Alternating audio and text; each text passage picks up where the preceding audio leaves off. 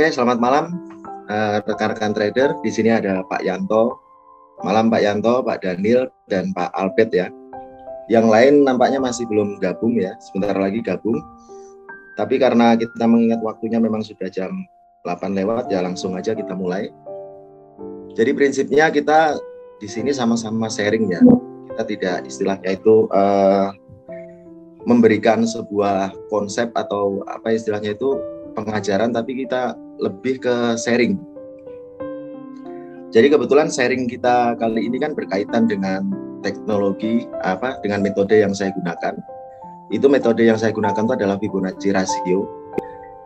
Jadi kalau kita review ke minggu yang lalu ya, teman-teman, pada saat kita melakukan pengukuran rasio Fibonacci, itu minggu lalu kan sempat saya ukur, ini kan 1, 2, 3, 4, 5, itu adalah satu minggu yang lalu, ini 2 minggu yang lalu, 1, 2, 3, 4, 5, nah ini, kalau 2 minggu yang lalu kita ukur, nah jadinya kan seperti ini. Nah, pada saat minggu yang lalu kita juga sudah memberikan sebuah konsep bahwasannya kalau Fibonacci itu pada saat kita ukur rasionya dalam 1 minggu, pergerakannya dari angka atas ini, angka 0 sampai dengan masuk ke tengah-tengah, itu market itu artinya market itu ranging gitu. Jadi dia hanya bolak-balik, dan kebetulan memang terjadi di minggu yang lalu dan minggu ini ya. Mungkin ini berkaitan dengan ini ya, news besar yang akan segera rilis, CPI ya Pak Andri ya. Nah intinya seperti itu. Jadi konsep dari Fibonacci itu adalah kita mengukur rasio 1 minggu. Nah itu yang saya gunakan itu adalah 1 minggu. Nah saya coba review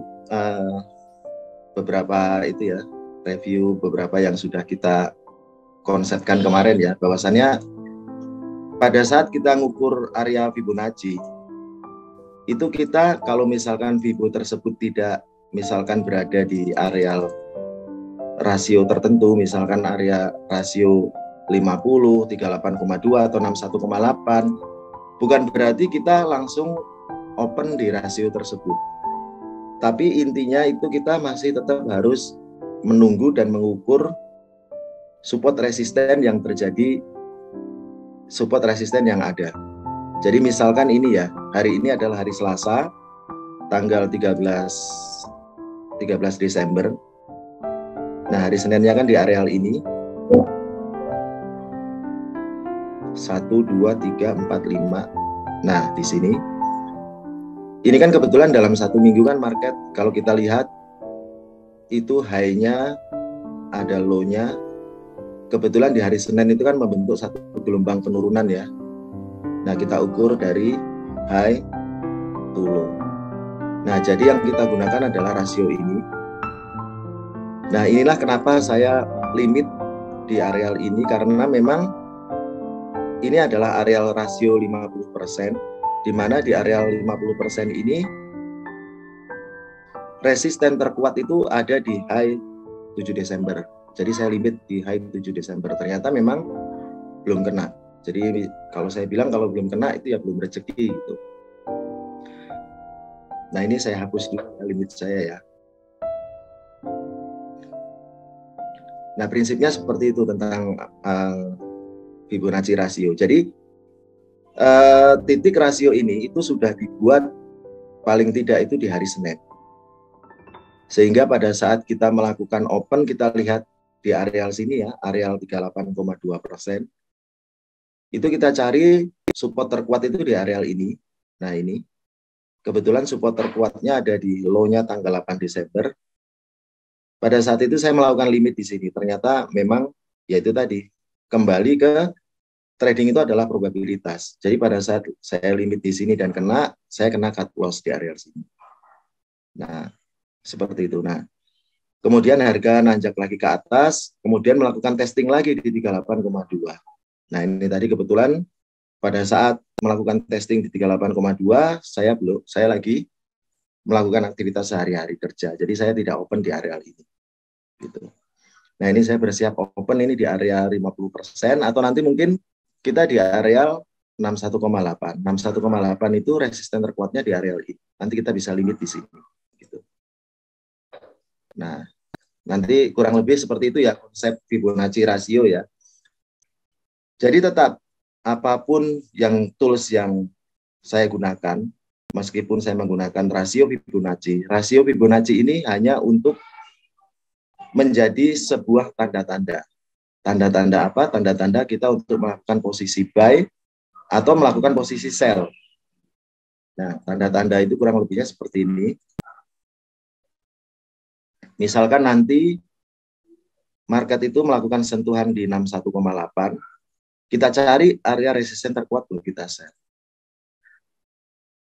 Jadi apapun yang digunakan, kita tetap konsepnya yang paling utama kita menunggu support atau resisten yang terkuat. Kenapa kita nunggu support resisten yang terkuat? Karena kita ingin betul-betul open kita itu nanti hemat. Dalam artian ukuran kita itu nanti di atas resisten ini sehingga kecil gitu loh. Nah, pada saat ini tembus, jangan ngotot lagi kita untuk sell di sini. Tapi sell yang di sini, misalkan ini sell 1, langsung kita cut, kita buang. Jadi konsepnya seperti itu ya, untuk Fibonacci rasio ya. Nah, ini saya juga sudah berulang kali, apa istilahnya itu, memberikan webinar, bahwasannya inti dari trading itu bukan dari teknik yang kita gunakan. Jadi kalau kita bicara tentang Fibonacci itu sudah saya gunakan itu sudah di atas 10 tahun ya.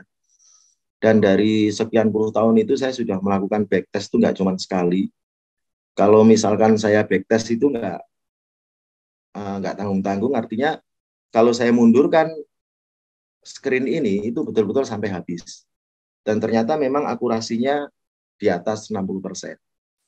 Nah, tapi apakah rasio yang sedemikian bagus itu membuat kita itu trading kita itu menjadi trading yang betul-betul menjadi profit konsisten? Ternyata enggak. Kenapa? Karena semua itu karena kembali lagi ke mental kita. Saya tidak bosan-bosan ngulang bahwasanya mental itu, psikologi kita itu adalah faktor penentu kita untuk kita bisa sukses atau tidak di dalam trading forex. Intinya seperti itu. Nah, kita mungkin sambil apa istilahnya itu melakukan waiting karena ada berita besar CPI ya. Kita coba review sambil kita diskusi ya, sambil kita sama-sama apa istilahnya itu saling mengingatkan. Nah, intinya di sini. Nah,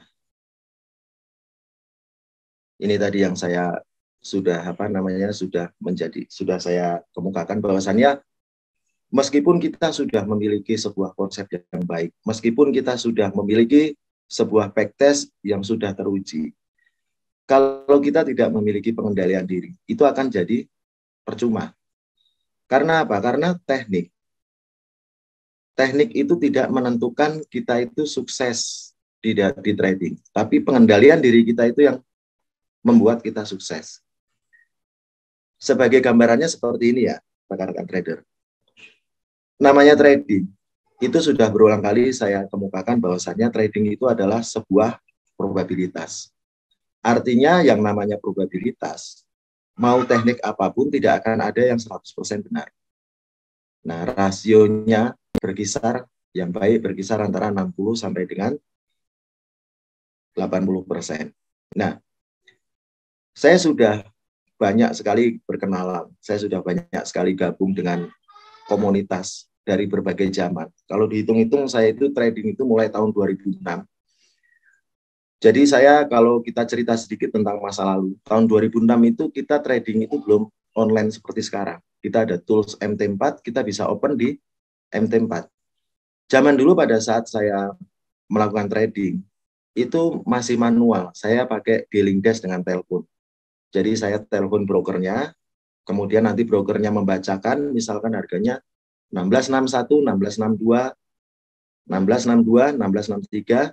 Nah, di situ saya akan deal. Pada saat misalkan si operator tersebut mengatakan 1662, kemudian saya buy 1, langsung masuk 1662 buy 1. Nanti kemudian saya setting posisi stop loss, saya setting posisi TP. Nah, pada saat kita salah nyebut, mungkin pada saat kita telepon itu mungkin masih dalam kondisi yang enggak pas ya. Kita salah sebut sel 1 aja kita juga masuk. Meskipun kita hanya lewat lisan. Nah, itu awal mula saya trading. Trading saya betul-betul masih dimulai dari manual, nggak seperti sekarang. Nah, intinya seperti itu. Nah, perkenalan saya dengan semua generasi trading itu adalah dari generasi tua, generasi 2006 sampai dengan generasi milenial. Tidak ada teman saya di anggota komunitas itu yang ibaratnya kalau ngobrolin masalah teknik, diskusi masalah teknik, itu tidak ada yang jelek. Betul-betul pada saat memperkirakan bahwasanya kita sell di sini, buy di sini, itu akurasinya bisa dibilang 70% sampai dengan 80%. Tapi apa yang terjadi dengan mereka? Mereka semua gagal. Mereka semua tidak menjadi seorang trader yang secara konsisten memiliki profit. Kenapa? Karena mereka tidak bisa mengendalikan diri. Pada saat konsep yang mereka... Awas pantan. News. Oh, news ya. Kita cek ya. Wah, langsung ya.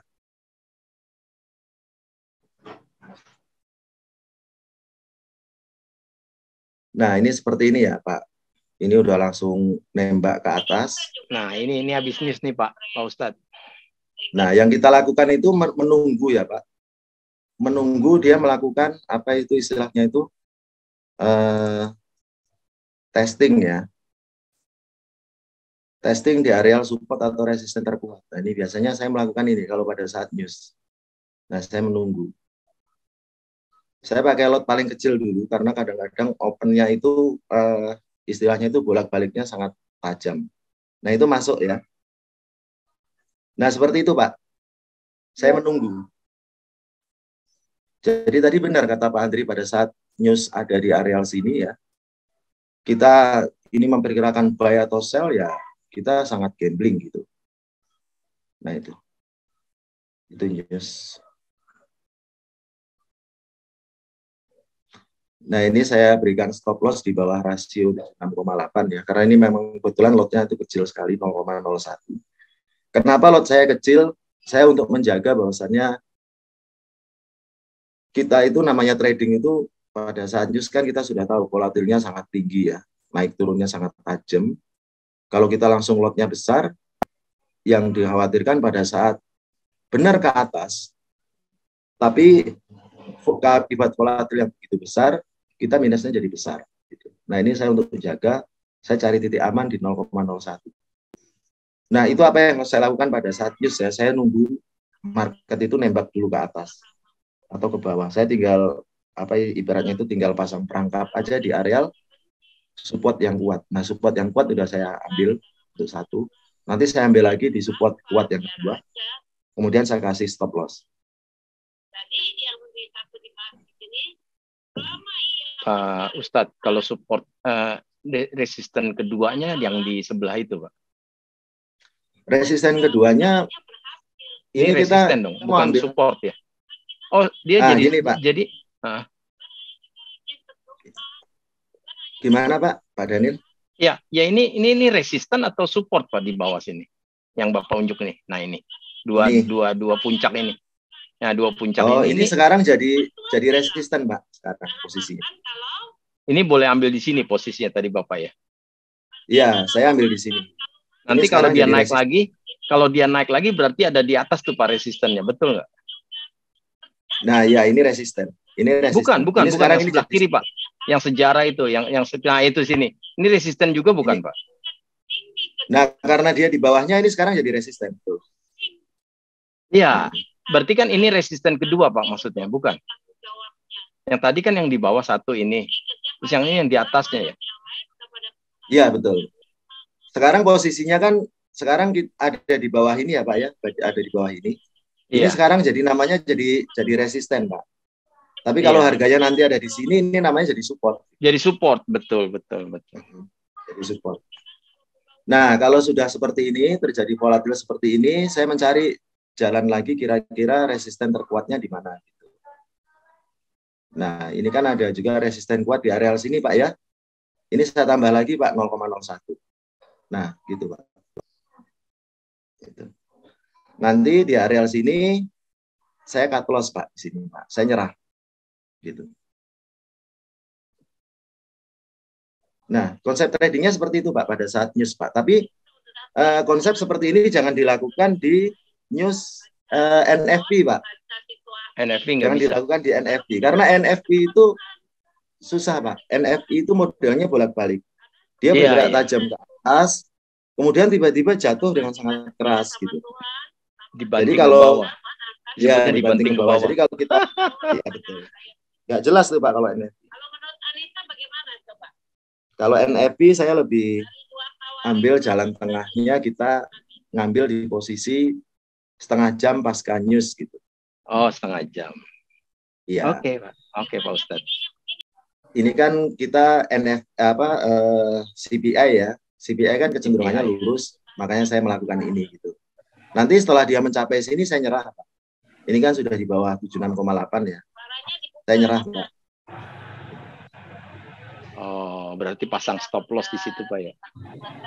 Betul, saya pasang stop loss. Jadi kalau market itu nggak dikasih stop loss, kita kebablasan, Pak. Habis, Pak, semuanya. Ini saya pasang stop loss di sini. Nah, itu. Jadi sambil kita ngobrol ya, Pak ya, saya cerita, Pak ya, saya sudah ketemu dengan berbagai generasi ya. Dari tahun 2006 sampai sekarang, itu bahkan ada yang kelahiran 2006 itu sekarang trading, Pak. Artinya pada saat saya mulai trading, dia masih bayi. Semua itu penyakitnya sama, Pak. Mereka konsepnya semua nggak ada yang jelek, Pak. Bagus semua. Mau pakai metode A, metode B, metode C. Tapi mereka nggak ada yang sukses. Mereka tidak menjadi seorang trader yang trading for living ya. Karena apa? Karena mereka tidak bisa mengendalikan diri, Pak. Jadi mereka itu pada saat ketemu dengan probabilitas 30%, itu mereka kehabisan semuanya. Gitu. Jadi tadi saya cerita bahwasannya 70% dia punya metode, 70% akurat, tapi mereka selalu gagal di 30%. Dan menariknya mereka gagal di 30% itu mereka ulang-ulang terus. Sampai akhirnya mereka kapok dan nggak mau trading lagi. Gitu. Penyakitnya di sini, Pak. Kita punya konsep bagus, semua penyakitnya di sini. 70% oke, benar. Tapi kalau ketemu ini, mereka selalu kehabisan semuanya, margin call total, habis. Nah, ini sambil kita wait and see ya. Intinya pada saat kita trading jangan dipertaruhkan semua. Kita harus punya ibaratnya batasan resiko. Gitu. Tadi kan konsep yang diutarakan Pak Andri itu kan bagus, bahwasannya kalau CPI itu kan kecenderungannya lurus ya, Pak Andri ya. Nah, walaupun kecenderungannya lurus, kita jangan over confident gitu. Kita tetap punya batasan resiko. Pada saat kita open di sini, kita resikokan di situ. Kalau sudah kena resiko, sudah nggak usah dikejar. Kita berhenti. Karena apa? Kalau hari ini nggak lurus, bukan berarti semua nggak lurus. Yang tadi saya bilang, mungkin CPI, konsep CPI itu 70-30. 70 lurus, 30 belok. Nah, mungkin malam ini kita sedang ada di 30%. Kalau kita kejar, margin call saya, Pak, habis. Gitu. Makanya saya batasi di sini, Pak. Kalau sudah mencapai ini, ya sudah, saya nyerah. Saya surrender, Pak. Gitu. Poinnya di situ, Pak. Itulah cerita saya tentang trader-trader yang ada ya. Bahwasanya semuanya itu hebat-hebat ya. Dari berbagai generasi ya. Ada angkatan 2006, ada angkatan 2010 gitu. Bahkan pertama kali saya kenal dengan dunia trading online yang menggunakan MetaTrader 4, kemudian depositnya itu jumlahnya nggak besar, itu baru tahun 2009-2010, Pak. Dulu saya ingat betul itu nama brokernya itu Prime 4X gitu. Nah, itu broker pertama saya untuk online ya. Sekarang sudah nggak ada, sekarang sudah tutup. Nah, itu ya Pak Daniel ya, kalau bagaimana saya trading news ya seperti ini. Ini panjang Pak. Ini panjang Pak. Ini TP-nya akan panjang Pak. Iya. Akan saya plotting panjang. Saya diamkan terus. Saya sambil ngerokok ya Pak.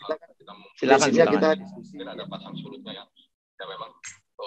Ini hanya untuk CPI nih, saya setuju sekali ya Pak Ustadz. Karena dia nggak ada tarikan tektok gitu. Wah, kalau yang namanya NFT Pak sudah naik 100 pip pun bisa jatuh 200 pip Pak. Iya. Naik gitu, plus ke atas terus turun ke bawah. Karena saya udah ngamatin CPI itu berbulan-bulan Pak. Saya ada dendam sama CPI. Itu. Makanya saya bisa ngambil kesimpulan kalau CPI itu menurut saya lurus. Karena berbulan-bulan saya ngamatin CPI. Oh gitu, lurus ya. Iya. Kalau enggak dia lurus naik atau lurus turun gitu Pak Andre? Betul Pak. Dan biasanya kan kalau NFT gitu kan dia naik sedikit turun drop, terus naik lagi drop, turun lagi drop. Nah itu gitu. dia, habis kita diguling. Nah kita bisa di situ Pak. Betul, makanya lebih suka tipe-tipe news kayak gini Pak sebenarnya. Iya, intinya kita di trading itu jangan panik Pak. Pada saat harga itu tiba-tiba naik dengan kencang, tiba-tiba kita ikut nge-buy. Tetap Pak, konsep kita yang terbaik di trading itu adalah kita menunggu market itu melakukan sentuhan pada saat naik, melakukan sentuhan ke support.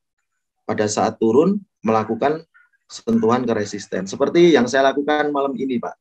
Iya, ini kan market tembak ke atas. Saya tidak langsung open Pak, saya tidak langsung panik open di sini Pak. Tapi tunggu market melakukan testing, itu yang terbaik. Nah, kemudian saya pasang stop loss di area sini.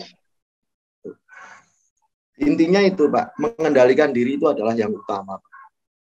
Gitu. Orang bilang jangan nangkep pisau lagi jatuh ya. Betul, jangan nangkep pisau lagi jatuh. Langsung nanti kena tangan kita langsung bolong. Berdarah-darah dia. Kalau begini TP-nya di mana ya Pak?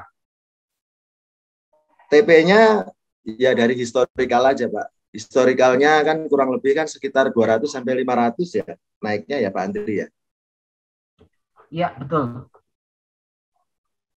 Itu yang pertama. Kemudian yang kedua melihat kebiasaan dari gold ya. Teman-teman ya, kalau gold itu dalam satu pergerakan dalam satu minggu itu ranging. Artinya minggu kemarin itu kan pergerakannya ranging ya. Sebenarnya gold itu sedang bersiap-siap melakukan pergerakan besar. Ini kalau kita perkecil lagi ya, market ini tanda merah ini yang ukuran 1 minggu ya Pak? Iya, ini ukurannya minggu Pak. Ini Jumat berarti Pak. Ini Jumat. Tadi saya gunakan untuk ukur rasio Pak. Gitu. Pelayanan nama kita yang apa-apalah yang kita tetap. Nah, gini Pak. Kita yang namanya trading, kita kan ngejar ini ya Pak. Ngejar mungkin inilah. Saya belum hitung untuk CPI berapa persentasenya, tapi rata-rata sebuah konsep yang bagus itu kan ini. Nah, ibaratnya kalau kita ada di sini, saya kena ini ya Pak. Tapi kalau ada di sini, saya akan kena ini ke atas terus. Sehingga TP saya sangat besar. Nah, saya sedang apa istilahnya itu berharap di sini. Apakah harapan ini pasti ya Pak? Namanya kita trading forex itu kan spekulatif ya Pak. Itu tidak ada yang pasti. Makanya kalau sesuatu itu nggak ada yang pasti, kita harus kendalikan diri kita. Kalau sesuatu yang pasti kita boleh ngambil terus nggak ada masalah. Tapi kan kita tidak ada yang pasti, makanya kita batasi ketidakpastian di forex. Kita hanya berharap dan berdoa ada di 70%. Kalau terjadi 30% ya sudah. Maksimal kita hanya dapat segini. Kita hanya minus sekitar mungkin $15. Tapi pada saat betul konsep CPI dia akan terus ke atas. Artinya kita berada di areal di rasio 70%, ya kita terus gitu. Kita mendapatkan lebih daripada resikonya. Mungkin bisa 50, mungkin bisa 60 gitu. Intinya di situ. Nah itu ya konsep dari trading itu ya, bahwasannya memang trading itu memang sesuatu yang sebenarnya sangat mudah dan sederhana, tapi pada saat kita tidak bisa mengendalikan diri, itu akan menjadi rumit. Gitu. Mending kita ada di 30%, kita kena cut loss, tapi kita masih bisa kejar hari esok. Hari ini kan hari Selasa, mungkin kita ketemu 70% di hari Selasa. Jangan sampai pada saat kita ketemu 30%, artinya probabilitas yang buruk, pada saat kita ketemu 30% di rasio yang buruk, semua equity kita atau semua modal kita habis. Nah, ini habis. Kita bingung mau deposit dengan apa gitu. Kemudian apakah kita akan ngeruk lagi tabungan kita? Itu kan sungguh sangat ibaratnya sangat disayangkan gitu. Baru kita ketemu 30%, kita kehilangan semua. Mending 30% itu kita cut loss di sini, kita cari 70% di hari Rabu, Kamis, atau Jumat, atau mungkin minggu depan. Mending kalau kita masih punya tabungan, tapi tetap aja sayang. Kadangkala ketemu 30%, ini habis, itu membuat kita trauma. Dan itu yang terjadi. Dalam perkenalan saya dengan semua trader di semua generasi, di beberapa generasi, apakah itu generasi tua atau generasi milenial, itu mereka rata-rata ngotot di 30%. Padahal 30%-nya adalah 30% yang buruk, mereka kehilangan semuanya, mereka trauma. Dan sampai dengan hari ini mereka sudah tidak pernah trading lagi dan menganggap bahwasanya trading adalah bisnis yang tidak menjanjikan, bisnis yang merugikan, kan gitu. Padahal lucunya mereka sudah melakukan backtest bareng-bareng pada saat itu. Bahwasannya konsep ini bagus, tapi mereka kehilangan dan trauma pada saat menemui probabilitas yang 30%. Ini masih seperti ini kan, masih nggak pasti kan? Gitu. Ya kita pasrahkan, kita ibaratnya kita hanya bisa berdoa. Gitu. Kita diamkan sampai dengan target profit tertentu. Yang namanya trading, Pak, itu kan kita sambil ngobrol ya, Pak. Kadang-kadang orang itu berpikir bahwasannya pada saat dia loss, pada saat dia itu margin call atau mungkin kena cut loss, mereka berpikir bahwasannya tekniknya kurang bagus. Ah, ini tekniknya jelek, sehingga mereka mencari lagi sebuah konsep yang mungkin akan lebih baik. Mereka mencari lewat Google, mereka mencari lewat YouTube, mereka mencoba lagi dan ternyata gagal, mereka coba lagi dan ternyata mereka gagal. Dan ternyata mereka gagal. Padahal kalau kita ingin menjadi seorang trader, itu kita tidak usah mencari teknik, mencari di Google, mencari seminar. Yang terbaik itu kita itu menguji sendiri, Pak. Menguji sendiri. Jadi boleh kita mencari di Google, boleh kita mencari di YouTube. Tapi metode itu wajib kita uji sendiri. Kenapa wajib kita uji sendiri ya? Kan uang kita sendiri. Kemudian bisnis track itu adalah individual bisnis. Kita jangan ikut-ikut, mentang-mentang misalkan dia seorang mentor besar, kita ikut metode dia.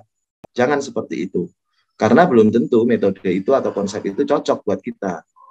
Saya pernah melihat mentor besar itu melakukan action trading, itu pada saat harga itu breakout, artinya dia di atas resisten atau support, mereka langsung nge-buy di atas gitu.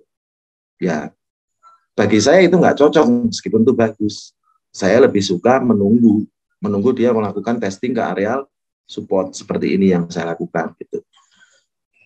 Nah itu, jadi bagi teman-teman mungkin yang semuanya trading itu yang paling utama dan paling penting kita adalah konsep kita sendiri.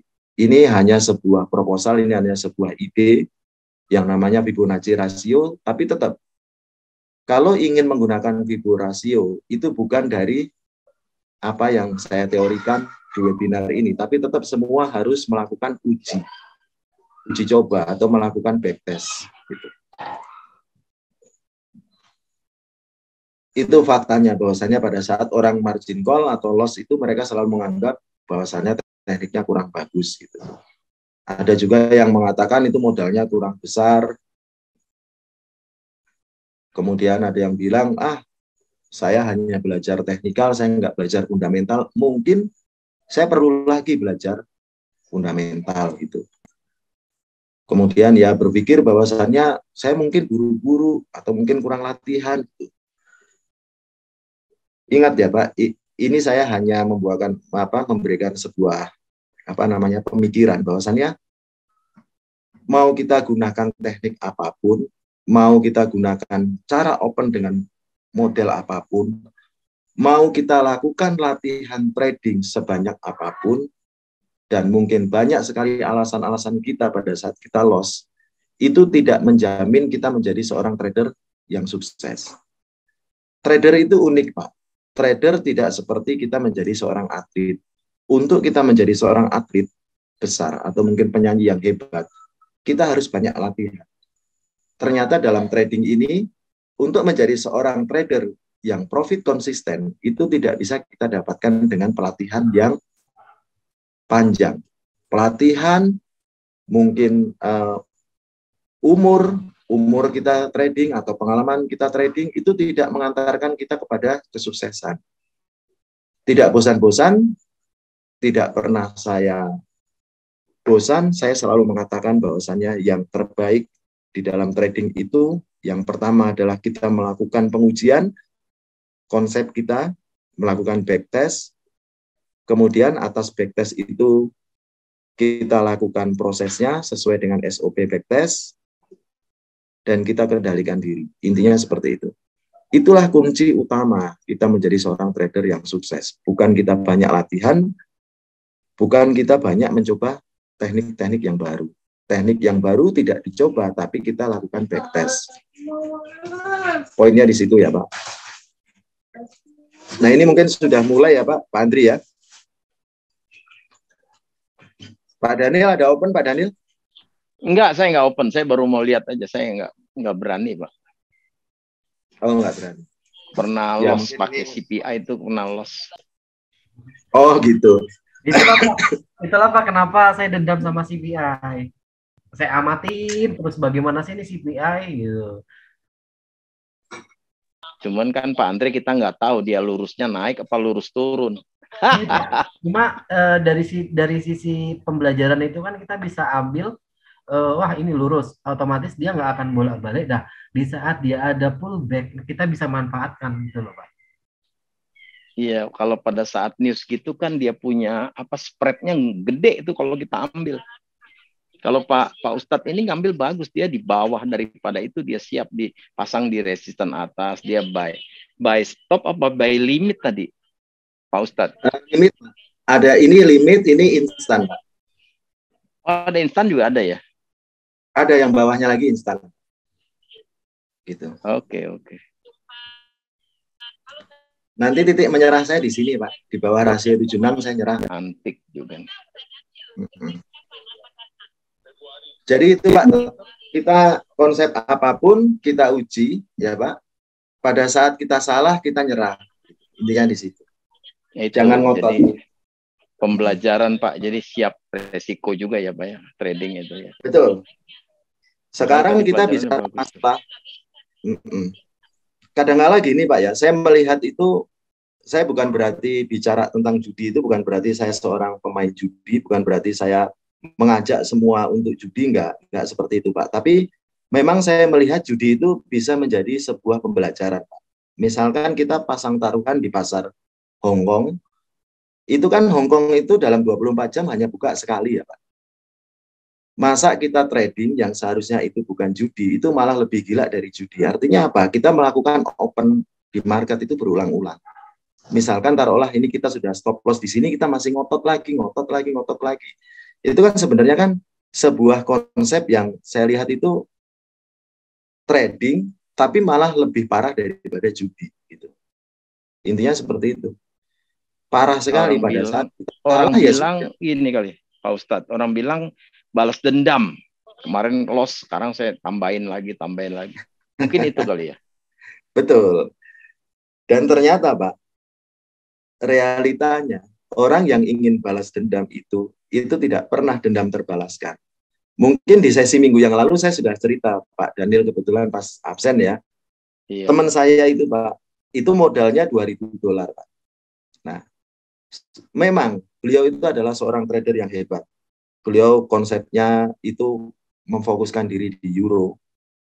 Kalau saya lihat itu konsep dia itu akurasinya itu mungkin sekitar 80%, Pak. Bagus itu, bagus. Modal 2.000 Pak, itu menjadi 30.000 Pak. Bapak kebayang nggak? Ini udah berapa persen Pak? Luar biasa itu Pak. Nah, ini artinya untuk mendapatkan ini kan dia ada di rasio ini kebetulan Pak. Nah, tapi dia sebagai manusia biasa, dia lupa bahwasannya ada 20%. Nah, pada saat trader tersebut, teman saya tersebut, ada di rasio 20%, dia kehilangan semuanya, Pak. Tuh. Nah, seperti itu, Pak. Nah, 20% kekalahan bisa hilang semua. Nah, hilang semuanya. Karena apa? Pada saat beliau ada di rasio 20%, beliau itu emosinya itu meningkat. Emosi, pokoknya pengen balas dendam, semua balik. Awalnya loss 3.000. 3.000 kecil Pak dibandingkan dengan 30.000, hanya sekitar 70%. Pengen mengembalikan 3.000, pengen balas dendam mengembalikan 3.000, malah kehilangan 5.000 dan seterusnya sehingga habis semuanya. Gitu. Makanya kalau di market itu tidak ada kata balas dendam. Yang ada adalah ngalah. Ngalah untuk apa? Ngalah untuk menang. Yakinlah Pak, berpuluh-puluh tahun saya trading. Orang yang pengen balas dendam, itu nggak pernah terjadi balas dendamnya. Yang ada, dia akan kehabisan semua modalnya. Poinnya seperti itu Pak. Istilahnya jadi kalau kita bicara market, kita bukan balas dendam Pak. Kita harus terima diri bahwasannya, oh saya sedang ada di probabilitas 20%. Oh, kalau gitu saya nunggu besok. Besok mungkin ada di 80%. Kalau ternyata besok belum menemukan lagi yang 80%, seorang trader yang akan memiliki profit yang konsisten itu akan berpikir positif lagi, positif thinking lagi. Oh iya, ini rasio 20%. Oke, minggu ini saya berhenti trading. Saya akan trading minggu depan. Dan minggu depan, semua yang hilang akan kembali karena dia berada lagi di 80%. Kan gitu, Pak. Jadi intinya begitu, Pak. Semua perkenalan saya dengan semua generasi trading, ini saya senang sekali ngulang-ngulang ini, Pak. Semuanya penyakitnya sama, Pak. Mau dari generasi tahun 2006, generasi 2007, generasi 2008, semua penyakitnya sama. Konsep mereka luar biasa, 80% akurasinya. Tapi begitu ketemu 20%, mereka kehilangan semua modalnya. Mereka semua margin call, mereka semua mengalami trauma sehingga tidak ada lagi di bisnis forex. Padahal sama-sama kita ketahui bahwasanya bisnis forex ini seharusnya adalah bisnis yang luar biasa. Kenapa saya bilang bisnis luar biasa? Karena apa? Karena hanya di bisnis forex yang resiko itu bisa kita setting di depan. Kalau namanya kita bisnis konvensional, kadang-kadang kita setting rugi 1M, ternyata ruginya bisa 2M, 3M. Kalau di bisnis forex, tidak. Kita setting bahwasanya kita akan minus $500, $100, ya kita kehilangan hanya 100 atau 500. Sepanjang, ingat, sepanjang kita bisa mengendalikan diri. Supaya kita bisa mengendalikan diri, bagaimana caranya? Kita selalu positive thinking, positive feeling, bahwasanya pada saat kita loss, kita sedang berada di rasio 20%. Kita tunggu hari esok, atau kita tunggu minggu depan, sehingga kita berada lagi di rasio kita yang terbaik. Rasio 80% yang membuat kita menjadi seorang trader yang profit konsisten. Poinnya seperti itu, Pak.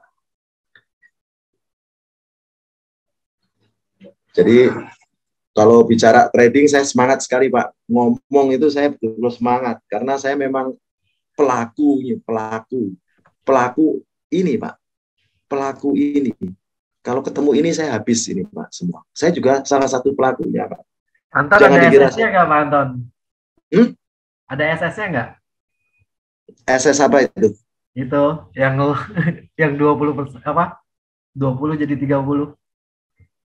Ada Pak, saya simpen Pak. Saya sampai itu benar-benar Boleh saya dong Pak, bingkai itu, pengen Pak. lihat dong Pak. Sebentar Pak, saya harus sambil cari-cari ya. Intinya di situ ya Pak ya, saya nggak bosan-bosan Pak. Kalau misalkan kita trading dengan Ustadz itu ya kita semuanya itu cuman ya berkutat di pengendalian diri aja Pak. Karena memang konsep atau trading itu kan hanya sebuah ide ya. Kan semuanya tetap kembali ya. Kembali ke siapa? Kembali ke diri masing-masing. Orang yang bisa mengendalikan diri adalah orang yang akan sukses di bisnis ini gitu. Bisnis forex itu bisnis pengendalian diri, Pak. Setelah kita menemukan sebuah konsep, setelah kita menemukan sebuah teori, yang kita lakukan nggak lebih, nggak kurang, kita harus kendalikan diri kita. Gitu. Intinya seperti itu. Nanti ya kita sambil ngobrol-ngobrol, kita cari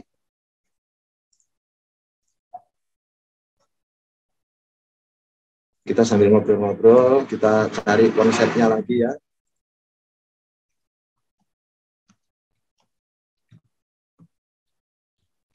Itu nggak di TP aja Pak, sayang ya. Masih belum. Jadi gini Pak Andri, kan apa yang ide dari Pak Andri itu kan waktu mungkin 3 minggu yang lalu ya Pak Andri ya. Namanya CPI kan dia akan bergerak lurus ya Pak Andri ya. Ya betul-betul itu sih hasil Kan cerita. Nah itu kan kalau saya lihat itu ternyata betul Pak. Saya melihat bahwasannya ini bukan 80 Pak, bisa dibilang itu 90% lebih. Dia akan terus lurus ke atas. Nah, saya percaya itu dan tidak peduli dengan rasio yang buruk itu Pak. Jika saya ada di sini, ini kena. Kalau ada di sini, ini bisa ke atas terus Pak. Oh, jadi udah membatasi diri dulu ya? Ya, yang paling prinsip di situ Pak. Pada saat ini naik terus Pak, nanti ini akan saya angkat ke atas terus Pak. Ini saya angkat nih, udah mulai saya angkat. Sekarang udah mulai saya angkat. Karena goncangannya udah mulai stabil ya. Kalau udah mulai stabil udah saya angkat. Nah, stop loss-nya makin kecil Pak. Bahkan nanti pada saat ini sudah melakukan breakout ke atas, nanti saya angkat sampai di sini Pak. Gitu. Nah, intinya di situ Pak. Konsepnya Pak Andri, saya bilang itu tentang CPI kan 90%. Mudah-mudahan hari ini saya tidak ada di 10%. Sudah itu aja. Kalau ternyata saya hari ini ketemu 90%, kan orang mungkin mikir kan $15 udah lumayan. Betul Pak? $15 lebih lumayan. Tapi kalau saya ada di 90%, kan ini bukan 15 Pak. Ini mungkin 50 atau 70. Kalau saya nyampe di sini, paling saya cuma kehilangan berapa Pak? Paling 9 gitu. Atau 10 kan gitu. Itu aja sih Pak. Nah, ya, jadi mungkin ini saya tetap buat teman-teman bisa jadi tips kali ya kalau untuk, karena CPI itu sendiri kan 1 bulan sekalian newsnya. Nah ini bisa jadi tips buat kita buat trading di gold seperti apa CPI itu. Gitu. Betul.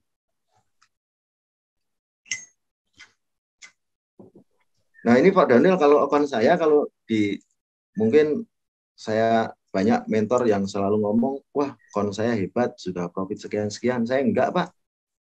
Saya totali aja Pak ya, ini kalau all history saya minusnya 0,3 Pak. Gitu loh. Tuh merah banyak tuh Pak. Tuh.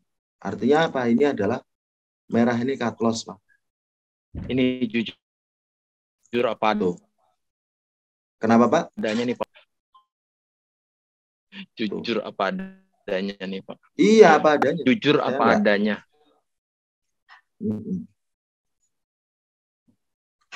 Nah ini kan akun ini umurnya baru sekitar 2 minggu ya Pak. Saya memang saya kecewa ya Pak Daniel. Kecewa dalam diri itu, berpikir bahwasannya ya mana saya dipercaya untuk menjadi pembicara webinar, tapi akun saya nggak berkembang. Jujur aja saya juga kecewa Pak. Tapi kembali lagi ke apa yang sudah saya ceritakan tadi, bahwasannya saya berusaha dan tetap akan selalu berpikir bahwasannya mungkin selama 2 minggu itu saya sedang berada di rasio yang buruk. Mudah-mudahan di minggu ketiga, minggu keempat kita mendapatkan rasio yang lebih baik. Poinnya di situ, Pak. Mudah-mudahan seperti itu. Ini kecil-kecil, Pak. Ini saya stop loss itu nggak pernah besar. Ini kecil-kecil. Selalu paling maksimal, paling 2 digit. Intinya di situ, Pak. Sebenarnya ada sih, Pak, sebuah rasio yang saya ambil itu bagus sekali. Kemarin itu saya nge-buy GU itu benar-benar dari dasar pound sterling ya. Cuman sayangnya karena saya sebelumnya sudah minus, itu saya lebih fokus ke untuk melindungi protective account saya supaya nggak minus gitu. Sehingga pada saat rasio win rate-nya 1:1, artinya saya kena cut loss 18, saya plus 18 sudah saya tutup gitu. Ya sudahlah, saya nutup aja gitu daripada nanti akun saya makin minus, saya malah takutnya mentalnya ngedrop. Karena sebagai manusia, Pak, meskipun saya adalah ibaratnya sudah sama teman-teman itu dianggap sebagai ustadz, artinya orang yang suka menjadi apa istilahnya itu sebagai tempat buat sharing, saya tetap kembali lagi bahwasannya saya adalah ustadz, saya masih melakukan kesalahan saya sebagai manusia. Kan intinya seperti itu. Bu Anita. Jadi untuk CPI mungkin saya biarkan ya Pak Andri ya, biarkan bergerak kemanapun. Ya seperti itu. Ya Pak, baik-baik. Nah ini Pak, saya juga ada sesuatu yang mungkin ini kontroversial ya Pak Daniel ya. Saya ternyata menemukan ini Pak. Ya. Ini Pak. Nah ini mungkin kontroversial ya. Banyak latihan dan teori tidak akan buat kita sukses di trading. Karena berpuluh-puluh tahun saya ada di dunia forex ini, ternyata yang membuat kita profit itu bukan latihan kita, bukan teori kita yang segudang. Tapi ternyata semuanya itu ada di pengendalian diri kita. Intinya di situ, Pak. Jadi sebenarnya kalau kita bicara trading, bukan kita bicara bagaimana teorimu, bagaimana latihanmu. Yang kita bicarakan, konsepmu sudah kamu backtest belum? Itu poin nomor 1. Konsepmu sudah dijalankan sesuai SOP belum? Gitu. Misalkan kita backtest. Kalau namanya kita backtest, itu kan market cat diam ya Pak, cat berhenti. Otomatis kita semua konsep backtest kita kan berdasarkan SOP. Pada saat market berdegup, kita punya backtest yang baik, apakah sudah di-running sesuai dengan SOP? Nah, kalau poin nomor 1 dan poin nomor 2 itu sudah oke semua, yakinlah Pak, kita akan menjadi seorang trader yang sukses. Banyak latihan, banyak teori, sepanjang mental kita masih menjadi mental pembalas dendam, sepanjang mental kita menjadi seorang yang panasan, sampai kapanpun, sampai di titik manapun, teman-teman tidak akan menjadi seorang trader yang sukses. Gitu. Saya berpikir seperti ini dari pengalaman saya, Pak. Saya nggak, ibaratnya, ya tadi Pak Daniel bilang, saya nggak malu kok Pak, saya bilang akun saya nggak berkembang. Saya nggak malu kok Pak, saya bilang bahwasannya saya mengemukakan sesuatu yang mungkin di luar apa istilahnya itu, di luar pemikiran para mentor di luar. Bahwasannya mentor di luar mengatakan banyak kita melakukan demo. Saya bilang demo itu dilakukan dalam rangka backtest, bukan latihan. Gitu. Yang paling utama dan paling menjadi landasan nomor 1 itu adalah SOP kita jalankan berdasarkan konsep backtest yang sudah kita lakukan kan gitu. Sehingga saya berani mengatakan bahwasannya untuk menjadi sukses kita harus latihan dan belajar bergaul dengan orang sukses itu hoax. Percuma kita bergaul dengan orang sukses tapi kita pada saat trading kita tidak bisa kendalikan diri. Percuma. Gitu. Saya bilang itu hoax gitu. Makanya saya bilang trading itu adalah individual bisnis kita. Tapi untuk menjadi sukses, kita tidak bisa bergaul dengan orang sukses menjadikan kita sukses. Kita untuk bergaul menjadi sukses, kita harus bertindak sesuai dengan pengendalian diri kita masing-masing. Intinya di situ. Sorry Pak Ustadz, mau nanya Pak Ustadz. Ya. Pengendalian diri di sini artinya apa tuh Pak? Nggak balas Oke, dendam kali ya. Pengendalian diri itu salah satunya nggak balas dendam kali ya. betul, betul Pak. Pengendalian diri itu salah satunya nggak balas dendam. Kemudian pengendalian diri itu salah satunya adalah kita jaga bahwasannya kita itu dalam melakukan pengambilan keputusan itu kita tidak ngikut-ngikut. Pengendalian Oh, diri itu kita itu ngikut-ngikut. SOP. Jadi sebelum trading itu kan kita punya backtest ya Pak. Backtest itu terjadi pada saat kita di sini kan Pak ya. Jadi kita harus kendalikan diri kita supaya kita harus ngikutin SOP yang ada gitu loh Pak. Supaya apa? Supaya backtest yang kita lakukan itu tidak sia-sia. Tidak balas dendam, betul.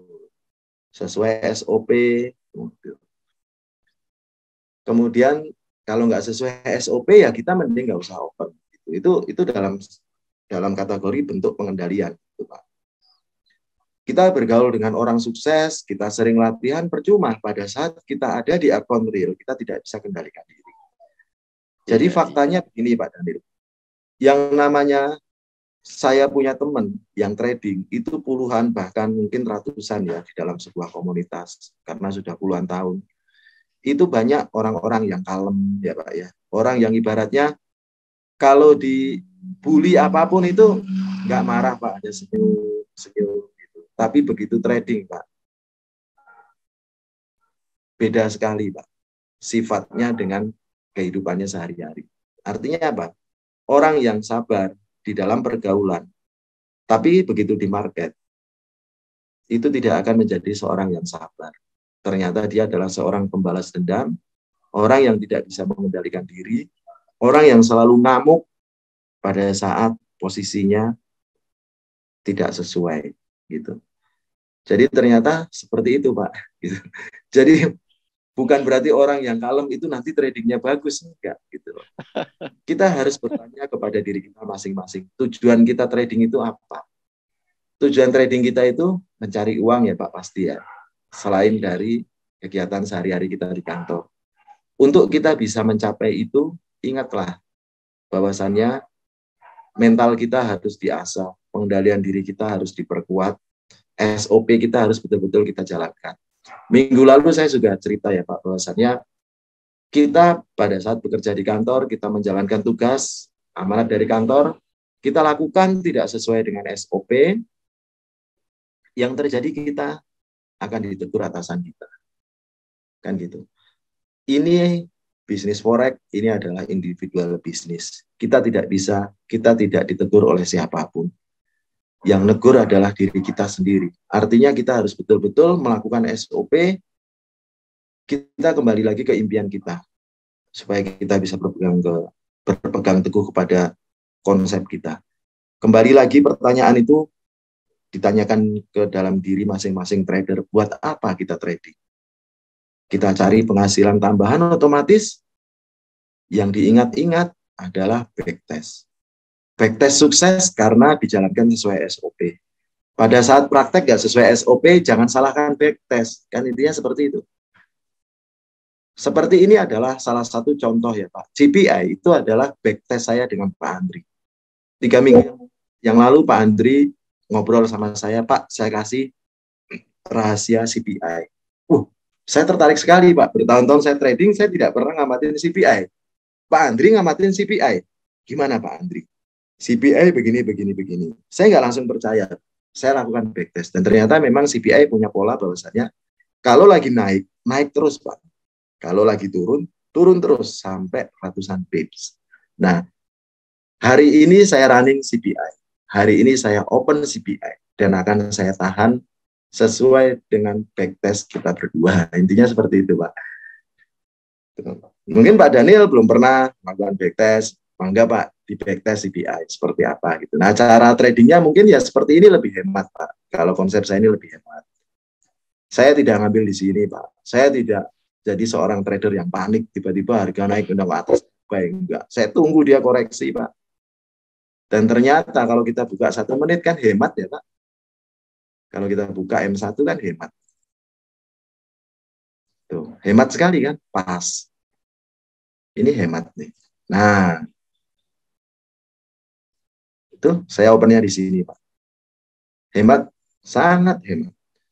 Hemat dalam risk, kemudian posisinya adalah posisi terbaik. Gitu. Poinnya seperti itu, Pak. Tetap setelah news ya, Pak. Tetap setelah news ya. Ya, after news, Pak. Tapi saya belum menemukan cara memecahkan NFP, Pak. Mungkin kita di sesi yang lain, bagaimana kita trapping news, nanti kita coba. Gitu. Saya ada beberapa ide atau konsep trapping news, tapi akurasinya nggak valid sampai di atas 70%, hanya sekitar paling 55-60%. Kita trapping news. Trapping news itu... Sorry Pak Ustadz, kalau tadi Pak Ustadz tadi bilang SOP itu apa, standar opera, apa sih namanya? Standar operatif prosedur. Iya, SOP-nya tuh yang mana ya? Kalau mau nge-backtest, apa sesuai dengan kita punya teori atau ikutin teorinya Pak Ustadz SOP-nya? Atau masing-masing orang punya SOP masing-masing, Pak Ustadz? Baik, Pak. Jadi benar, Pak, apa yang dikatakan Pak Daniel, bahwasannya di dalam trading ini seseorang itu hanya harus punya SOP, dan SOP itu tidak bisa sama, Pak. SOP itu masing-masing gitu.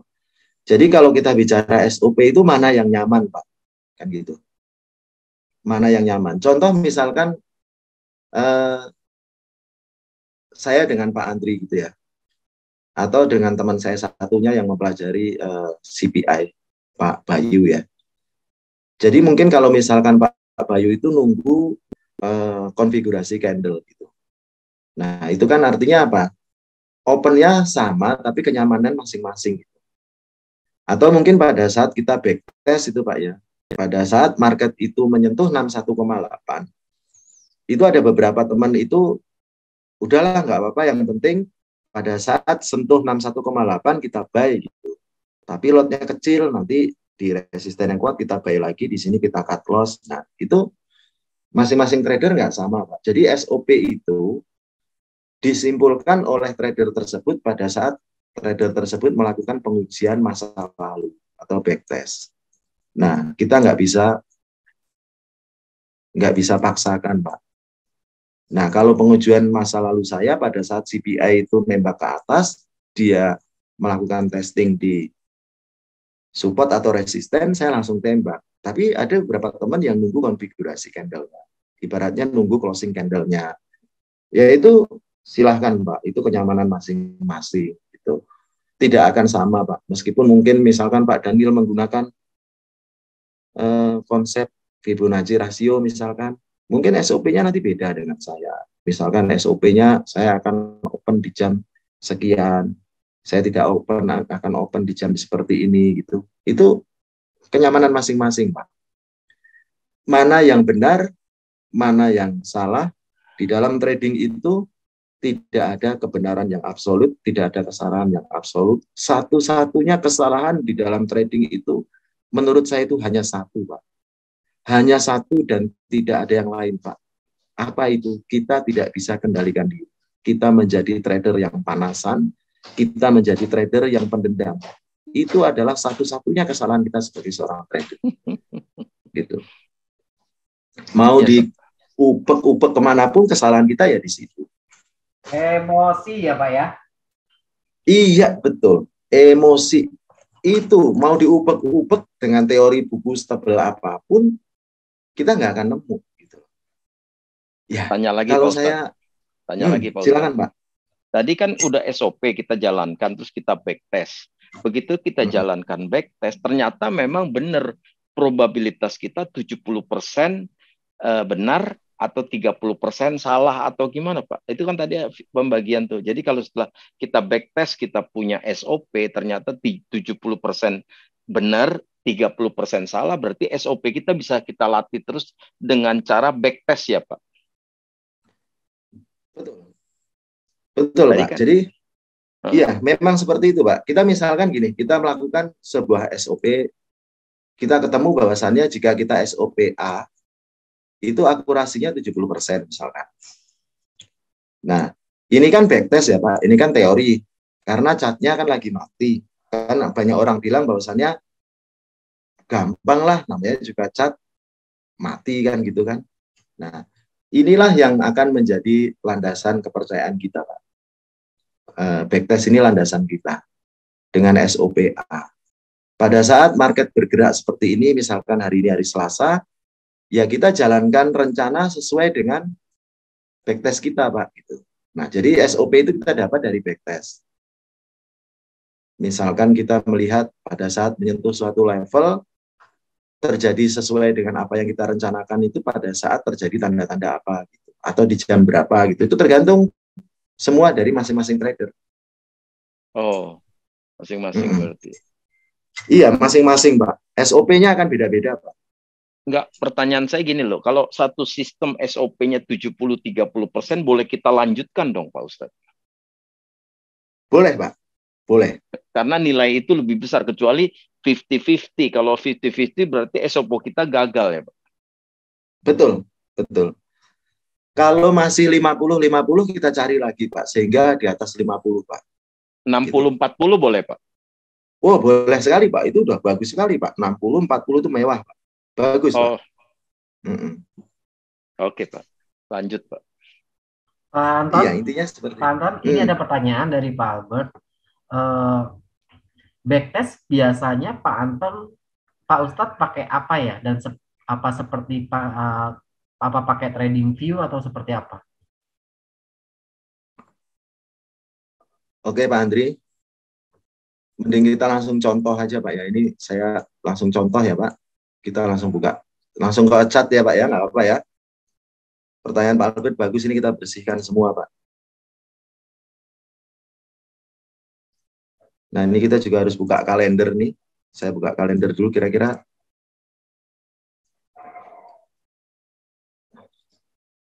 Tanggal 1 bulan lalu, tolong dibantu Pak Andri, itu hari apa Pak Andri? Bulan lalu, tanggal 1 November Pak Andri. Sebentar, Pak. Tanggal 2 November.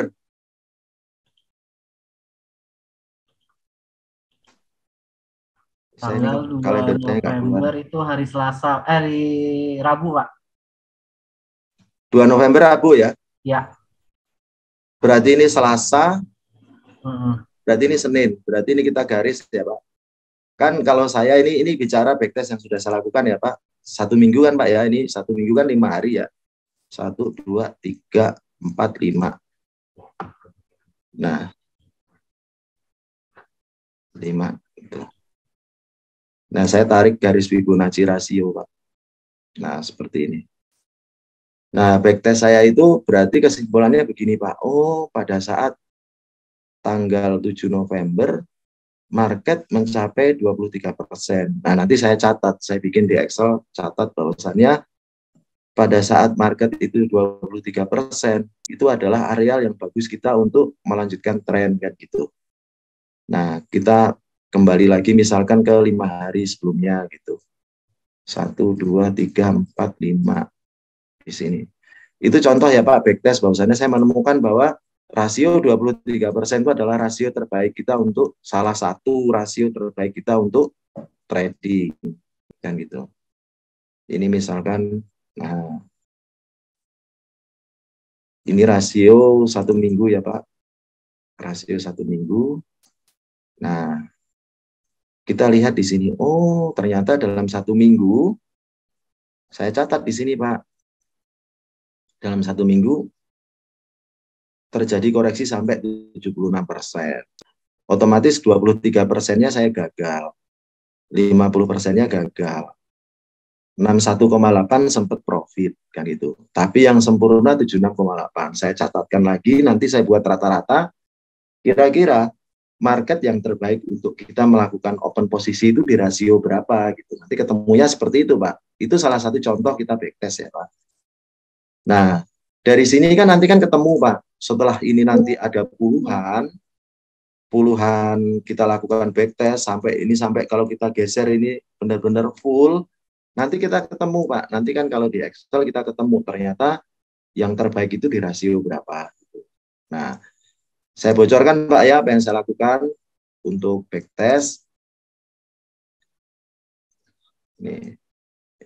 Poin nomor satu yang saya temukan pada saat saya backtest, poin nomor satu adalah jika dalam satu pergerakan weekly market itu hanya mencapai 23%, artinya market tersebut akan melanjutkan tren tidak terkendali ke atas, terus menerus ke atas, seperti kejadian tanggal 1 November tadi.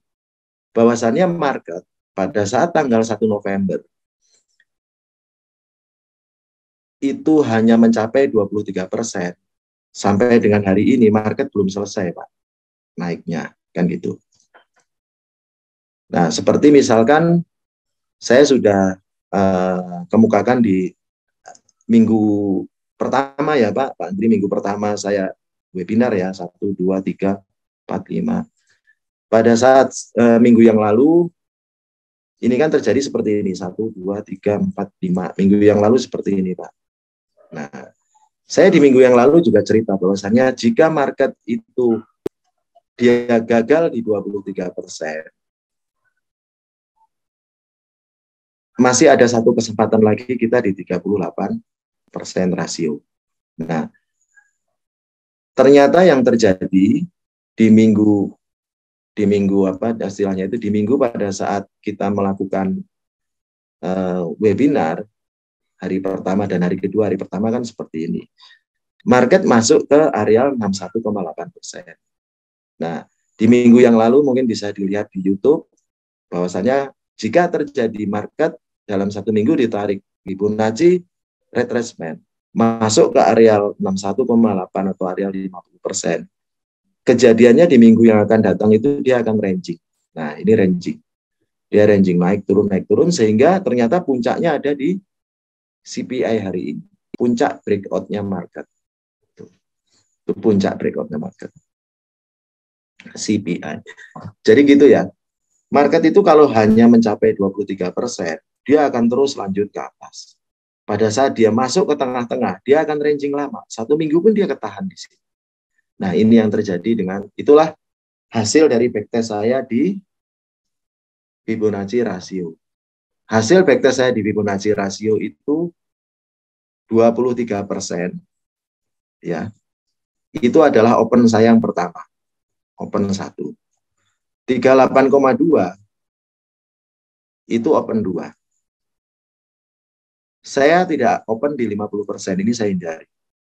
Saya lebih baik milih di 61,8 sama 76. Jadi dalam 1 minggu saya hanya akan ketemu ini, sama ketemu 76. 1 minggu setelah 1, 2, 3, 4, ini saya berarti 2 hari atau mungkin dalam 1 minggu saya loss.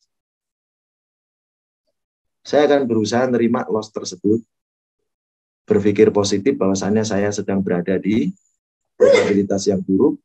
Saya akan coba lagi minggu depan. Gitu. Saya akan ulangi hal sama, 23, 38, 61, 76. Itu saya lakukan terus secara konsisten. Gitu. Intinya di situ. Itu hasil backtest saya bahwasanya rasio-rasio terbaik di sini. Tapi kalau kita lihat di buku, dia bilang rasio terbaik 61%, 61,8. Namanya golden ratio. Tapi saya melihat golden ratio ini pada saat kalau kita bicara goal itu jarang sekali ditempuh. Karena goal itu prinsipnya kalau turun dia turun terus, kalau naik naik terus. Dia hanya berkisar di level 38, 23 gitu. Nah, kenapa akun saya nggak berkembang? Karena kemarin sempat goal itu pada saat saya ambil di 23 dan 38%. Ini ya, akun saya kemarin gagal itu di sini, Pak.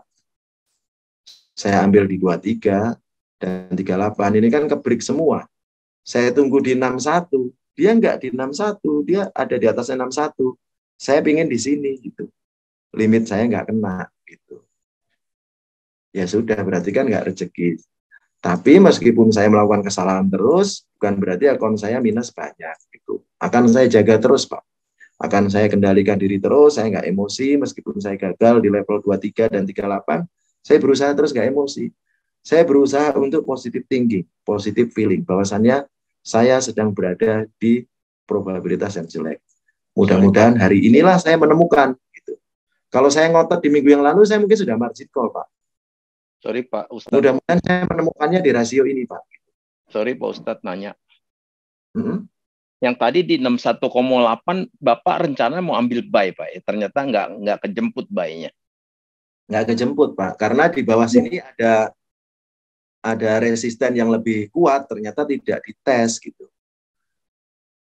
Nah, di sini itu ada resisten lebih kuat di areal sini atau areal sini gitu.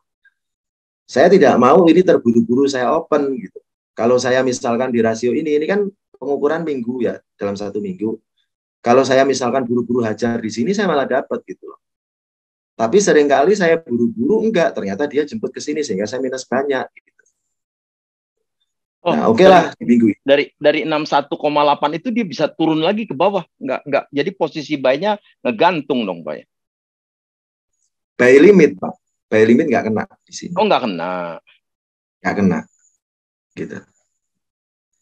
Nggak kena, Pak. Karena saya ngenakannya di 61,8 itu di areal sini, Pak. Di areal sini. Saya cari resisten kuat. Di 76-nya, 76-nya di sini, 61-nya di sini. Oh, nggak kena, gitu. Pak. Kelihatan itu limit saya di video-video saya sebelumnya. Geser lagi. Nah, nggak kena. Kalau saya anggap nggak kena, saya nggak rezeki. Saya tetap berpikir positif pada saat saya membuat proposal proyek. Nggak tembus gitu aja, Pak, proyeknya. Gitu. Ya, saya samakan dengan bisnis konvensional lah, dia seperti itu. Itulah namanya SOP, kita nggak boleh langgar berarti ya. Betul, nggak boleh langgar. Iya, betul. Terus satu Dan lagi, Pak. ini ada di NGL 5, Pak. Satu lagi, Pak. Kalau di 23,8 posisinya kalau sinyalnya dari bawah, Bapak ambil posisi buy dong, Pak. 23,8, 38,2, sorry, 38,2 kalau candle-nya dari bawah, Bapak ambil posisi buy, betul, Pak? Pak Ustadz. Kan ini kan ada ngelewatin 38, kita backtest nih, Pak. Begitu dia ngelewatin 3, dia kan turun dulu ke bawah tuh, Pak, mengejar 61,8. Ternyata kan nggak dapet, Pak. Dia kan akan naik ke 50 ya. Habis 61 kan 50 Bapak ambil posisi buy. Kalau dia datang candle-nya dari bawah, Bapak ambil posisi buy atau enggak ngambil action, Pak, di 50, Pak? Saya kalau 50 nggak ambil action, itu areal netral. Netral ya. Oke. Iya. Kalau dia liwatin 50, dia menuju 38,2, Bapak ambil posisi buy, Pak. Karena candle-nya kan dari bawah ini, Pak. Kan dari 50 tuh, Pak. 50 terus dia jalan, dia naik ke atas 38,2. Begitu 38,2, Pak Ustadz ambil buy dong. Kalau lewat ya, enggak. Saya enggak, Pak. Jadi hukum SOP saya enggak seperti itu, Pak. Oh, gimana, Pak? Kalau hukum SOP saya itu tetap berpegang prinsip pada saat market itu gagal di 23 dan 38, saya nunggu di 61. Ya, 61 nggak dapat. 61 pun nggak dapat, Pak. 61 nggak dapat. Terus? Saya akan nunggu dia di level 23,6. Karena saya berpikiran dari backtest, setelah dia di 23,6 baru dia masuk di 61. Ya. Ya kan? Ternyata pada saat market tersebut saya tahan, ternyata enggak, Pak, jebol, saya kena cut loss di sini, Pak. Tuh. Oh, gitu, Pak. Iya. Saya tadi pikirnya soalnya di 61 nggak dapat, berapa Bapak naik di 38,2, tunggu posisi buy. Harusnya seperti itu, Pak. Tapi kalau SOP yang saya pegang teguh, gini, Pak, bunyinya, Pak. Jika 23 dan 38 tembus, saya tunggu di 61 atau 76. Ya kan? Berarti ini akan sell, Pak, ya. Kalau tembus itu pengertian sinyal candle-nya akan turun, Pak. Iya, betul. Artinya dia akan, kalau terjadi seperti ini, artinya dia itu akan ranging Turun ke bawah. 23 sama 61 gitu. Enggak, 23 dan 38 tembus, berarti ambil posisi buy di 61, betul, Pak? Betul. Betul 61. Kan? Kalau 61 gagal, saya ambil buy-nya di 76. Ini bukan 75, 76. Kalau kebalikan. Kalau kebalikan, Pak, kan karena sinyal bisa naik turun. Kalau dia naik turun dari, enggak mungkin. Iya, cuma ini doang SOP-nya berarti. SOP saya itu, Pak, sederhana banget, Pak. Gitu. SOP saya sederhana banget. Dan saya sudah lakukan ini dari tahun 2010 ya Pak.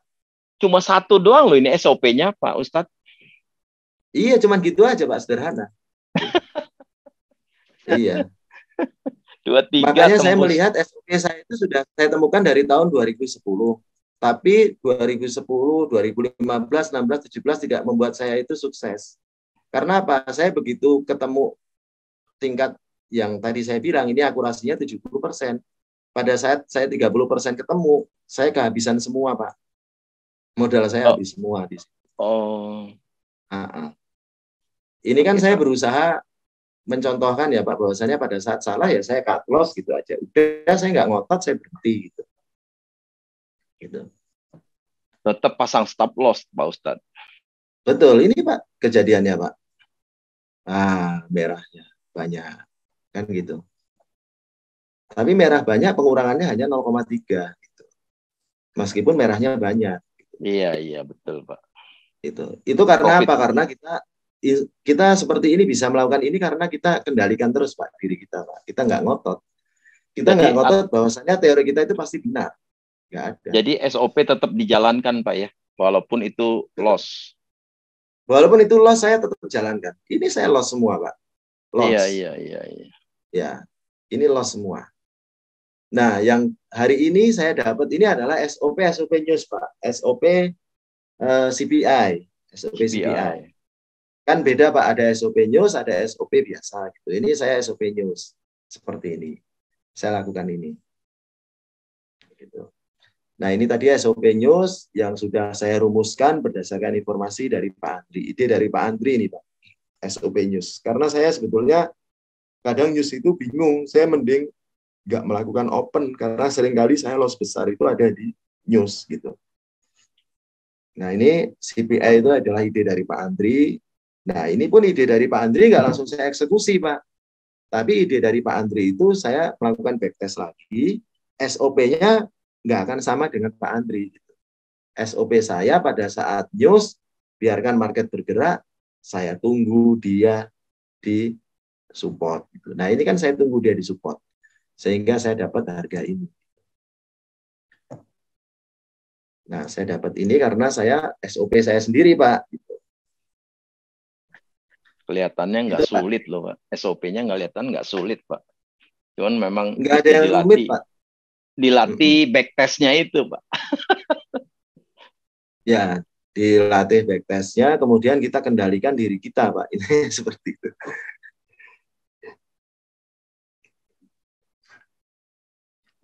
Jadi kalau kita bicara trading itu Pak, meskipun teorinya itu mungkin ratusan lembar, yang paling penting itu ya cuma satu Pak. Setelah kita punya teori, kita punya landasan yang kuat, yang kita perkuat itu adalah diri kita gitu, dengan mental yang baik. Hanya di situ Pak, mau dibolak-balik kemanapun, ya mental kita gitu. Emosional itu panas, dendam sama market, itu tidak akan membuat kita itu profit. Justru malah kita kehilangan semuanya. Saya juga sudah berulang kali, cash-nya teman saya yang 2.000 menjadi 30.000 itu bukan cash 2 tahun, 3 tahun yang lalu, Pak. Cash itu terjadi sekitar 3 bulan yang lalu. Gitu. Oh, belum lama dong, Pak. Belum lama.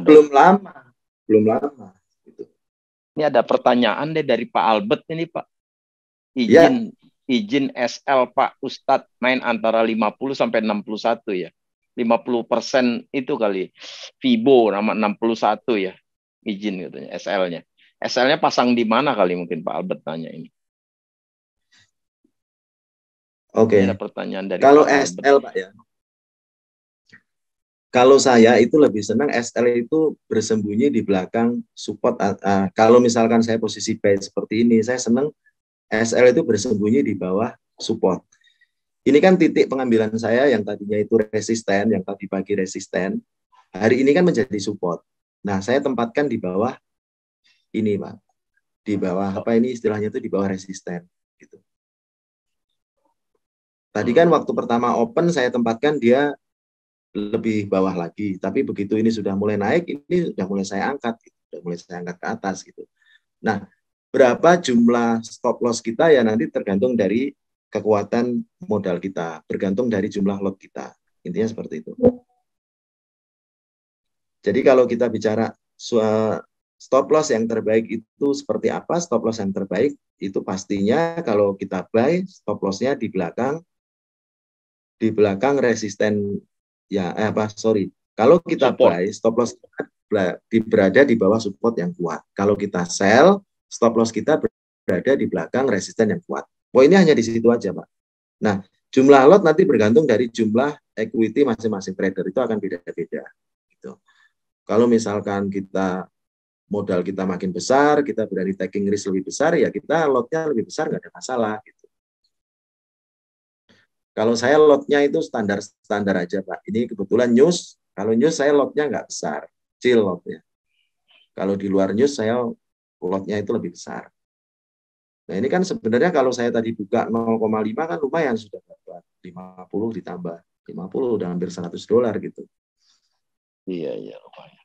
Pak, tadi nanya lagi Pak yang backtest itu Pak. Kan posisinya kalau Bapak 23 sama 338 gitu, kalau dia arahnya dia tembus, itu kan pengertian tembus itu dia bisa posisi sell, dia menuju ke 61,8 tapi terus turun gitu. Itu kan posisi sell juga bisa ya Pak di backtestnya Pak. Tadi kan Bapak bilang backtestnya tuh kalau posisi candle-nya melewati 23,8 terus 38,2 dia akan menuju 61,8, betul Pak? Iya, iya betul seperti itu. Betul kan? Begitu ini sampai sorry saya hapus ya, ini kan hari Selasa ya. Ini aja deh Pak, ini kita gambar ya. Ini sebentar ya. Tuh 2, 3, 4, 5 di sini ya. Ini time frame berapa Pak Ustadz? Ini time frame H1. Oh H1. H1 tapi kita mau narik Vibo dulu Pak. Sebentar supaya pertanyaan Bapak lebih jelas mungkin ya. Enggak, ini soalnya kan pengertian ya. saya 61,8 kan bisa buy, bisa juga sell Pak. Maksudnya itu Pak waktu di backtestnya. Kalau ini kan artinya posisinya buy nih Pak. Ya. Enggak dong. Oh iya. Oke. 61,8 betul bisa di buy atau bisa di sell. Jadi gini Pak, kalau rasio Vibo itu Pak, itu 61,8 itu setara dengan 38,2. Ya. Oh, setara iya. Setara 76,8 itu setara dengan 23. 23 Makanya betul. saya ambil angka itu setara. Iya. Misalkan kalau ini ya kita tarik Fibonacci ya. Iya. Ini kan dari high to low ya. Nah, ini juga sama. Supaya gampangnya ini. Oh, ngambilnya seminggu-seminggu ya, Ustadz ya? Iya, betul. Saya suka dengan weekly, Pak. Kebetulan saya suka dengan weekly.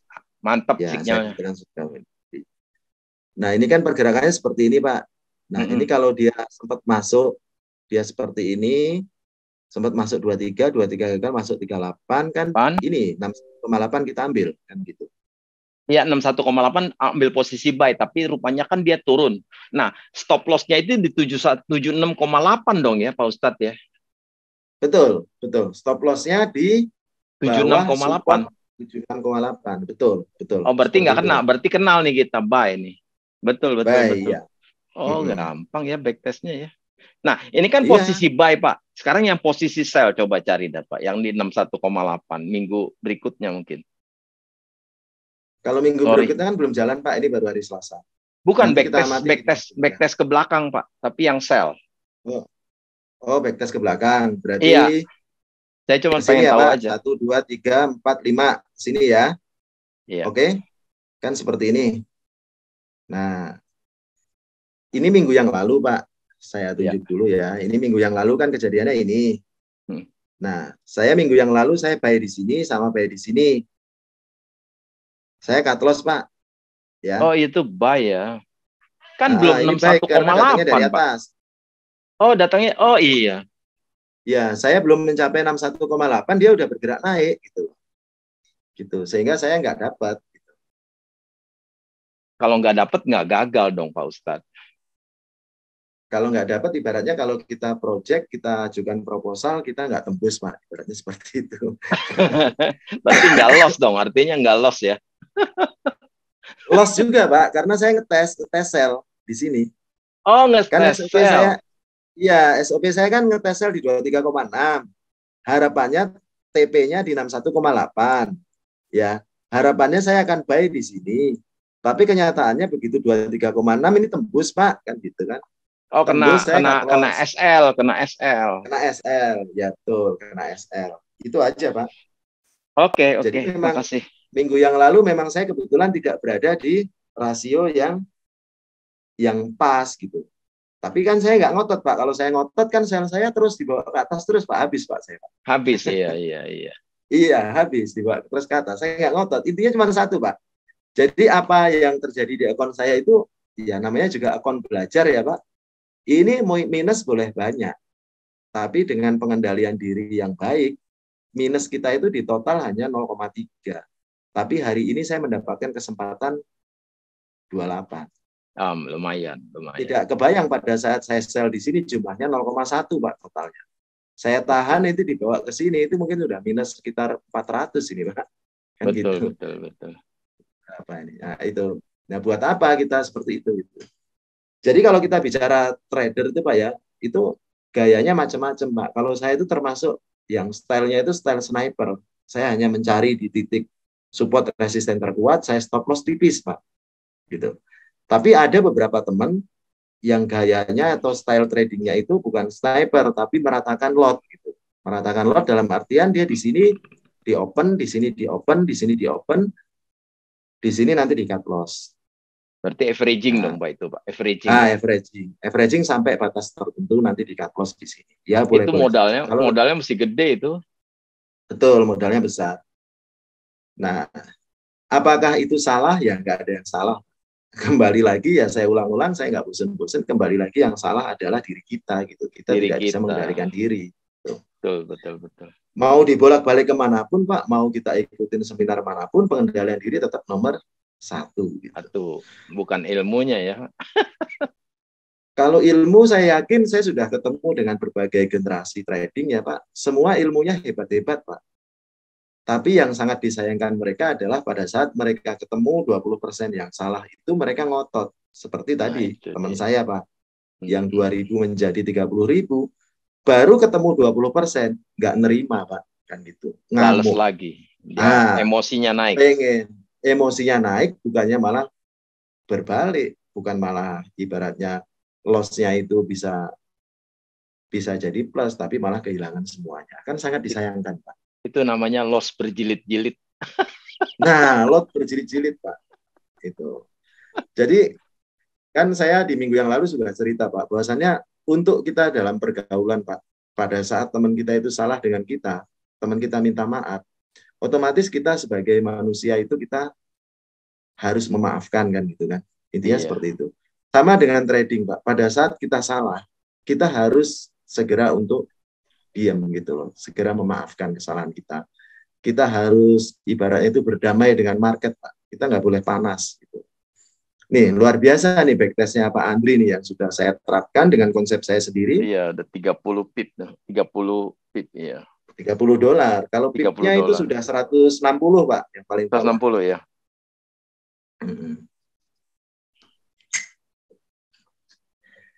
Itu, Pak. Itu ya kurang lebih ya, lebih kurangnya ya seperti itu, Pak. Trading ya bolak-baliknya ya di situ gitu loh. Konsep itu hanya sebagai dasar ya, ibaratnya pondasi ya. Pondasi tanpa dinding, tanpa atap ya tidak akan ada kan gitu kan. Dinding, atap, penyangga kita, pondasinya tetap adalah pengendalian diri kita. Mungkin itu ya Pak Daniel ya. Mungkin saya kembalikan ke Pak Andri deh, waktunya sudah jam 21.47 ya. Pak Andri. Makasih Pak Ustadz. Makasih Pak Ustadz. Ya, nanti kita sambung Kamis depan ya Pak. Itu ya. Pak Daniel ya. Pak Daniel juga nggak apa-apa Pak, saya ada di grup Pak. Kalau kita misalkan pingin misalkan WA atau apa, kita diskusi boleh Pak. Oke, makasih. Pak. Makasih. Oke, iya. Terima kasih. Tapi ya itu Pak. Iya. Pak Daniel, kebiasaan Pak saya itu ya dijuluki Ustadz karena suka ngulang-ngulang gitu loh. Ya intinya hanya pengendalian diri. Ya silakan Pak Andri. Ya. Terima kasih Pak Ustadz atas penjelasannya semua. Dan mungkin untuk hari ini kita sudahi dulu. Dan nanti kita akan sambung lagi di hari Kamis. Jadi Pak Ustadz nanti mungkin nggak capek-capek lah buat ngasih pencerahan tentang gimana sih trading forex yang benar, seperti itu. Untuk Pak Albert, Pak Daniel, Pak Triana, sama Pak Yanto, terima kasih sudah hadir. Terima kasih. Ya Pak. Ya, Terima kasih Pak Andri. Terima kasih Pak Ustadz. Bu Andri. Ya, terima kasih semuanya teman-teman, Pak Albert, Pak Daniel. Iya, makasih jadi Pak Ustadz. kita sambung di hari Kamis teman-teman. biar lebih matang lagi gitu Pak. Ya. Siap? Mungkin Sip. saya Terima kasih. sudahi Izin dulu. pamit. Terima kasih. Iya. Kita sudahi dulu webinar di malam ini. Terima kasih untuk semuanya, Pak Ustadz, Ya. Mas Bayu, dan semua Ya. peserta. Terima kasih. Oke, terima kasih. Terima kasih Pak. Ya, sampai ketemu. Salam profit ya, Pak. Salam Yo. profit, Pak. Sama-sama Pak.